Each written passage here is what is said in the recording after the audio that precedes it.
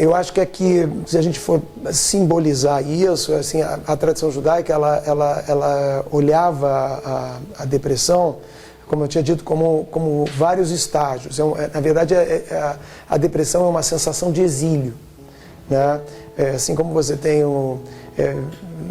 existe essa percepção na tradição judaica que você vai aprofundando esse exílio. No início ele é um exílio em relação ao outro, depois ele pode aprofundar e ser um exílio em relação aos seus, e aí até no estágio que eu acho que é a descrição deles do que é a depressão, um exílio de si mesmo, né?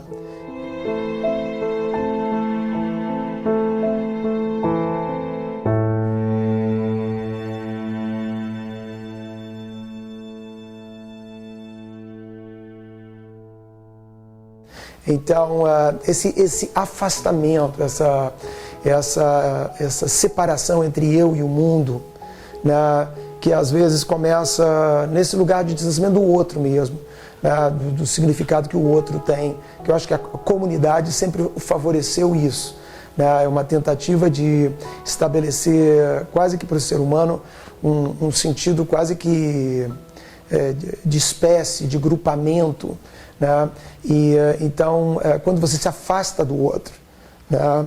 E todas essas condições que a gente tem hoje de individualismo, de privacidade, fazem disso quase que um valor, né? Então você vai se distanciando do outro, quando você vai ver, você está se distanciando dos seus, e quando vai ver, até mesmo a sua própria pessoa, às vezes, é um fardo para si, né? Atender, seja lá as fragilidades dessa pessoa, as vulnerabilidades que a pessoa tem, se tornam um fardo. Então, em algum lugar, é quase como se a gente vai querendo se separar, se distanciar das coisas, né, com a melhor das intenções de favorecer a nossa qualidade de vida, mas vai esfriando a nossa relação com a vida, vai diminuindo o significado das coisas, e quando a gente vai ver, isso avançou.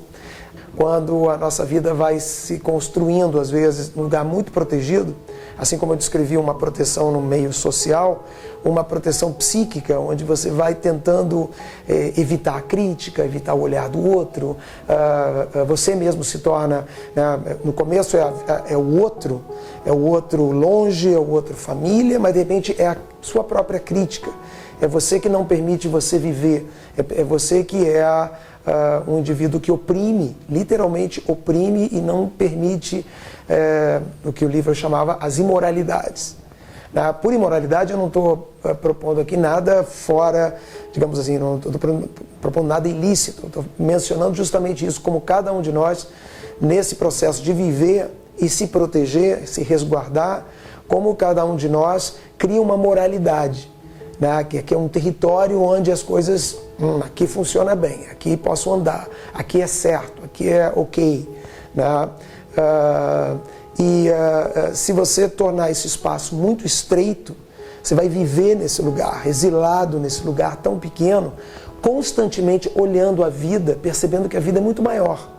Não só porque ela é muito mais ampla espacialmente, com possibilidades diferentes, de diferentes trabalhos, de diferentes ambientes, de diferentes experiências, né, de uma diversidade incrível que a vida tem. Basta olhar para a janela e você vê que é diverso, não é rotineiro, né? Então, como que nós vamos vivendo nesse lugar cada vez mais apertado, olhando outras pessoas que às vezes nem estão, mas na nossa percepção vivem de maneira mais ampla, e o sofrimento que é isso, até que a gente consiga romper barreiras, atravessar espaços que para nós são muito perigosos e encontrar realmente outros territórios que sejam maiores do que aquele que a gente vive. Então é interessante o indivíduo conhecer, né, como que certas estruturas se formaram dentro de si e estabelecem, às vezes, fronteiras rigorosas, muralhas, que impedem você de se expandir e sair de um lugar que é estreito para você. Veja, a terra prometida, ela é, em parte, a saída, em parte, ela é o problema.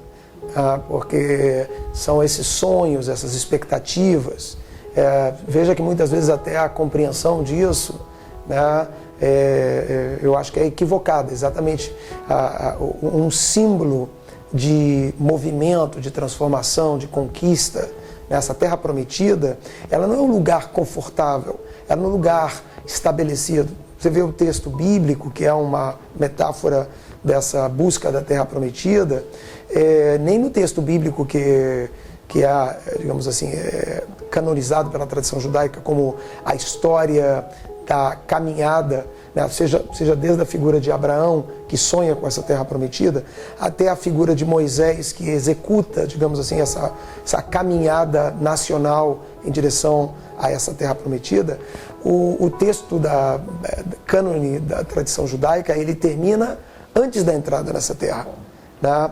Porque, na verdade, o texto espiritual, ele fala dessa busca desse lugar, e não da chegada no estabelecimento nesse lugar. Mas eu acho que aqui é muito mais na concepção que elas fazem dessa terra, porque essa terra, ela é como os movimentos, e aí a alma moral era muito isso, os movimentos que fazem esses heróis do passado, que é Abraão, ele levanta acampamento, ele sai da casa do pai. Moisés, digamos, de forma até libertária, né, de um povo escravizado, tanto que virou um modelo até né, para as noções mais modernas, sociais, de que é possível mudar o status quo e tudo mais. Ele também levanta acampamento, ele diz, não, que escravo nada, vamos embora. Então, a Terra Prometida não é um lugar. A Terra Prometida é na hora que ele diz, vamos sair daqui.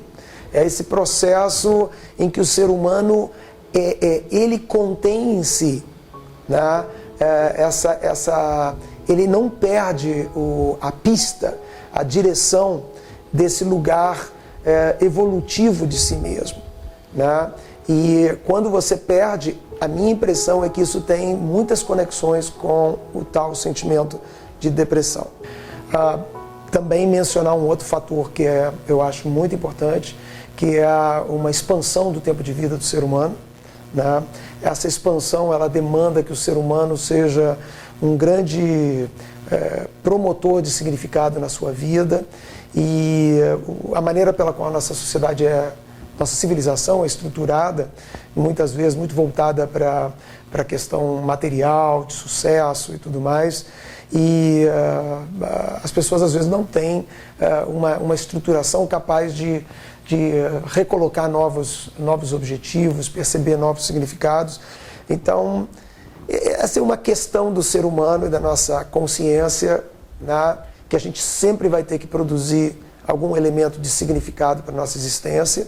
Então, se a ciência, se o ser humano sonha tanto em viver 100 anos, 120, 150, vai ter que inventar relações, vínculos com a existência que justifiquem, do ponto de vista do plano dos significados, o que fazer aqui.